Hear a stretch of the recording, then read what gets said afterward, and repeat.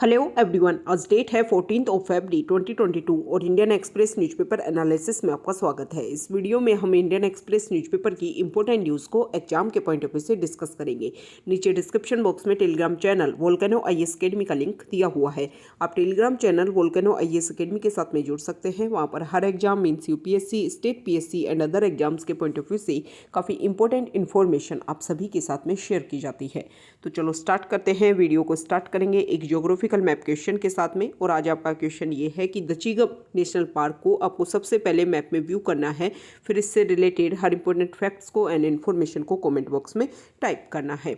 Indian Express newspaper के front page पर जो इंपॉर्टेंट न्यूज़ है वो रिलेटेड है, यहाँ पर आप व्यू करेंगे। आप सभी को पता है बहुत सारे स्टेट्स में गवर्नर और इलेक्टेड गवर्नमेंट के बीच में बहुत क्लैश चल रहा है। जैसे कि अगर हम बात करें तो तमिलनाडु स्टेट में नीट बिल को लेकर के वहाँ पर इशू चल रहा है।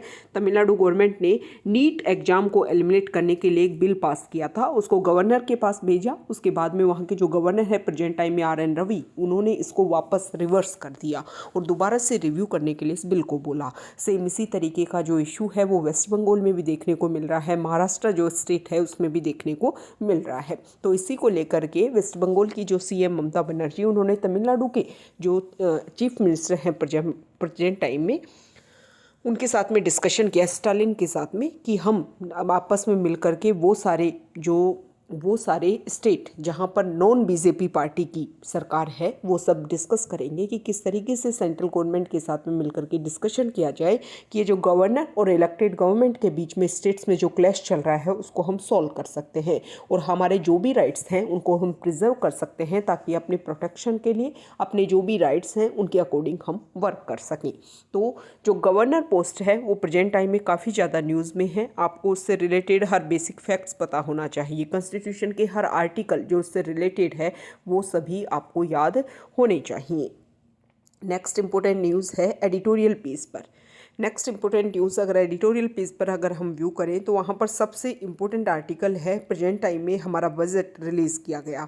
बजट में कुछ इंपॉर्टेंट फैक्ट्स बातें बताएगी। तो यहाँ पर जो आर्टिकल है उसकी शुरुआत यहाँ पर इस तरीके से की गई है कि हमने टारगेट लिया है 2070 तक इंडिया जो है वो नेट जीरो एमिशन टारगेट को अचीव करेगा। मतलब हमारे इंडिया में एमिशन जो है वो हम नेट जीरो तक लेके आएंगे। नेट जीरो मतलब एमिशन होगा लेकिन उसको कर्व करने के लिए हमारे पास में इतने रिसोर्सेज होंगे, फॉरेस्ट कवर हम इतना इंक्रीज करेंगे कि जो भी एमिशन हो उसको हम एब्जॉर्ब कर सकें। क्योंकि आप सभी को पता है कि इंडस्ट्रियल लेवल जिस तरीके से बढ़ रहा है उस तरीके से हम एक ऐसा नहीं है कि बिल्कुल जीरो एमिशन करें, नेट जीरो एमिशन हम कर सकते हैं कि एमिशन हो लेकिन उसको कर्व किया जा सके।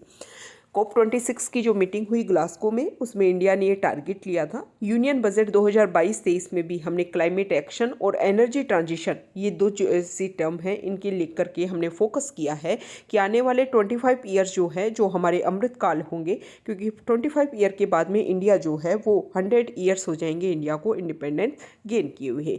तो इस अमृत काल में हम इन पॉइंट्स के ऊपर ये जो 4 प्रायोरिटीज़ हमने रखी हैं कि क्लाइमेट एक्शन जो है वो उन 4 प्रायोरिटीज़ में आता है कि इनके ऊपर हम काम करेंगे ताकि हमारे 100 ईयर्स जब हम कंप्लीट करें तो स्ट्रॉन्ग कंट्री के रूप में खड़े हो सकें। अब यहाँ पर इंडिया ने क्या क्या काम करने की कोशिश की है। हम काम करेंगे सोलर PV मॉडल्स का लोकेशन जो है उसके लिए 19,500 करोड़ बजट में दिए गए हैं। 5 से 7% बायोमास पैलेट जो है थर्मल पावर प्लांट्स में, उसके लिए भी मनी दिया गया है। सॉवरिन ग्रीन बॉन्ड्स की बात की गई है। बैटरी स्वैपिंग पॉलिसी हम लेकर के आए हैं। तो ये कुछ अच्छे अनाउंसमेंट हैं जिससे हमें लगता है कि हम हमारे टारगेट को अचीव करने में सफल रह पाएंगे, एबल हो पाएंगे। लेकिन यहाँ पर एग्रीकल्चर को लेकर के अनाउंसमेंट किया गया है कि अगर हम बात करें तो हमारे प्रेजेंट टाइम में हमारी जो कंट्री है वहाँ पर एग्रीकल्चर सेक्टर से बहुत ज़्यादा एमिशन होता है, जिसमें अगर हम बात करें तो पूरी कंट्री में जो मीथेन का एमिशन है उसका 73% जो है वो एग्रीकल्चर से है। अभी EU और US जो है मिल करके उन्होंने मीथेन एमिशन को लेकर के मीथेन को एलिमिनेट करने के लिए एक पॉलिसी अपनाई। हालांकि इंडिया जो है उससे दूर रहा, क्योंकि इसमें टारगेट लिया जा रहा था कि 2030 तक हम 30% तक मीथेन के एमिशन को ख़त्म करेंगे। इंडिया के पास में एग्रीकल्चर के ऊपर इंडिया की इकोनॉमी प्रेजेंट टाइम में बहुत ज़्यादा डिपेंड करती है और अगर हम इस टारगेट को अचीव करते तो हमें बहुत ज़्यादा मॉडिफिकेशन की ज़रूरत होती। यहाँ पर बताया गया है कि हमारी वैसे जो हमारी गवर्नमेंट है वो कोशिश कर रही है कि गंगा का जो भी 5 किलोमीटर का एरिया है उस रेडियस एरिया में कोई भी इस तरीके का, मतलब एक तरीके से जो chemical based means natural farming वहाँ पर की जाए, ताकि जो गंगा, जो भी हमारी रिवर्स हैं, उनको हम प्रोटेक्ट कर सकें। इसके अलावा हमारी गवर्नमेंट कोशिश कर रही है कि टेक्नोलॉजी को इनिशिएटिव स्टार्ट करो एग्रीकल्चर सेक्टर में, ताकि टेक्नोलॉजी के बेसिस पर जैसे ड्रोन, इन सब का यूज़ किया जाए, ताकि जो भी इशू हैं उनको हम सॉल्व कर सकें। यहाँ पर नेक्स्ट अगर हम बात करें तो प्रेजेंट टाइम में लास्ट ईयर आपने देखा कि जो फार्मर्स हैं वो काफ़ी लंबे टाइम से प्रोटेस्ट पे थे। हम सभी अगर इन इश्यूज को ध्यान में रखें और फिर इनके ऊपर डिस्कस करें, तो ये जो राइटर हैं इनका ये बोलना है कि हम क्लाइमेट चेंज जो इशू है उसको भी सॉल्व करना चाहते हैं और स्मार्ट एग्रीकल्चर भी हमें अपनानी चाहिए। दोनों के बीच में अगर हम कोऑपरेशन लेकर के चलेंगे, इसके अलावा जो भी हमारी फर्टिलाइजर सब्सिडीज़ है, जो एमएसपी का जो इशू है, इसको हम रीथिंक करेंगे तो ग्रीन हाउस गैसेस के जो एमिशन हैं उनको हम काफ़ी कम कर पाएंगे। यहाँ पर इकोनॉमिक सर्वे में ये बताया गया है कि हमारी एग्रीकल्चर का प्रोडक्शन बढ़ाने के लिए हमारा जो ग्राउंड वाटर लेवल है उसके ऊपर हमारी डिपेंडेंस बहुत ज़्यादा है। यहाँ पर अगर हम बात करें तो यहाँ पर बताया गया है कि हमारे बहुत सारे एरिया में, जैसे नॉर्थ वेस्ट वाला या फिर साउथ वाला कुछ इंडिया है, साउथ इंडिया में भी कुछ पार्ट्स में जो हमारा ग्राउंड वाटर रिसोर्सेज है उसका काफ़ी ज़्यादा एक्सप्लॉइटेशन हमने किया है, और ये कारण है पैडी कल्टीवेशन की वजह से। 44 हेक्टेयर जो है वो पैडी कल्टीवेशन होता है, और इसी के कारण से ये सारा ग्राउंड वाटर हम एक तरीके से ख़त्म कर रहे हैं। इसके लिए हमें क्या करना होगा, हम सभी को पता है कि फूड सिक्योरिटी में अगर हम देखें तो इंडिया अपने आप में इंडिपेंडेंट होता जा रहा है। हमें अल्टरनेट सोर्सेज के ऊपर फोकस करना चाहिए, ताकि अदर एरियाज़ में जहाँ पर कमी है उनको भी हम कंप्लीट कर सकें। इसके अलावा अगर हम देखें तो बहुत सारे इश्यूज की अगर हम बात करें, जैसे कि यहाँ पर बताया गया है कि देखो, इन सारे जो भी हमारे इश्यूज हैं उनको अगर हम कंसर्न में लें, उनको अगर हम ध्यान में रखें, इसके अलावा फोकस ये करें कि हमारा जो एमिशन टारगेट है उसको भी हमें अचीव करना है, तो हमें एग्रीकल्चर में कुछ चेंज करना होगा, कुछ जो हमारी स्ट्रेटजी है उसमें चेंज करना होगा। हमें अल्टरनेट क्रॉप्स लानी होगी जिसमें कम से कम जो है वो पानी का यूज़ हो सके। इससे जो सारे इश्यूज हैं वो भी सॉल्व हो सकेंगे और हमारा एमिशन भी कम होगा, और स्मार्ट एग्रीकल्चर के एरिया में भी हम आगे बढ़ सकेंगे। नेक्स्ट इंपॉर्टेंट न्यूज़ है एक्सप्लेन पेज पर। यहाँ पर जो फर्स्ट आर्टिकल है वो यूनिफॉर्म सिविल कोड को लेकर के है। उत्तराखंड में इलेक्शन, जनरल इलेक्शन हो रहे हैं, तो वहाँ के जो सीएम है प्रेजेंट टाइम में, उन्होंने लास्ट डे अपने इंपॉर्टेंट स्टेटमेंट दिया कि हम यूनिफॉर्म सिविल कोड लेकर के आएंगे। हमारे कॉन्स्टिट्यूशन का आर्टिकल 44 जो है वो यूनिफॉर्म सिविल कोड की बात करती है। यहाँ पर इस आर्टिकल में बताया गया है कि 1941 में हमारा हिंदू कोड बिल कमेटी जो है वो कंस्टिट्यूट की गई थी, और लगभग 14 ईयर्स बाद में उस कमेटी ने 3 एक्ट वो लेकर के आई थी। Hindu marriage act 1955, Hindu succession act 1956, Hindu adoption and maintenance act 1956। इसके बाद में भी बहुत सारी चीज़ में हमारे यहाँ पर इक्वलिटी नहीं आ पाई थी। यहाँ पर राइटर का ये बोलना है कि हमारी जो उत्तराखंड है वहाँ पर ज़्यादातर कम्युनिटी रहते हैं हिंदू कम्युनिटी के लोग। तो हमें क्या करना है कि अभी अगर हम देखें, आपको लगता है कि हर सेक्टर के लिए, हर कम्युनिटी के लिए एक एक्ट है और उसी के अकॉर्डिंग वो गवर्न होता है, तो ऐसा बिल्कुल नहीं है। हिंदू कम्युनिटी में भी अदर सेक्टर में अपनी अलग अलग रिचुअल्स हैं, अलग अलग ट्रेडिशन हैं, उसी के अकॉर्डिंग वो गवर्न होते हैं। तो यहाँ पर ये बोला गया है इस आर्टिकल में कि जो उत्तराखंड है वो खुद, अगर हिंदू कम्युनिटी वहाँ पर मेजोरिटी 3% वहाँ पर हिंदू पॉपुलेशन रहती है, तो हिंदू पॉपुलेशन को अगर टारगेट करके वो एक बिल लेकर के आते हैं, क्योंकि यूनिफॉर्म सिविल कोड का मतलब ये है कि एक ऐसा एक्ट जिसके थ्रू सभी जो कम्युनिटी है, और सभी को पता है इंडिया में बहुत ज़्यादा डाइवर्सिफिकेशन है, बहुत ज़्यादा डिफरेंसेज हैं, बहुत ज़्यादा रिलीजन, कम्युनिटी, इन बेसिस पर बहुत ज़्यादा डिफरेंसेज हैं, तो उन सभी को एक तरीके से टारगेट करना, उन सभी के अकॉर्डिंग रूल्स एंड रेगुलेशन बनाना काफ़ी ज़्यादा टफ होगा। पहले हम क्या कर लें, एक एक कम्युनिटी को एक रूल के बेसिस पर उसको गवर्न करना स्टार्ट करें, उन सब में यूनिफॉर्मिटी आएगी, तब जाकर के हमें एक जो लॉ है वो इम्प्लीमेंट करना होगा।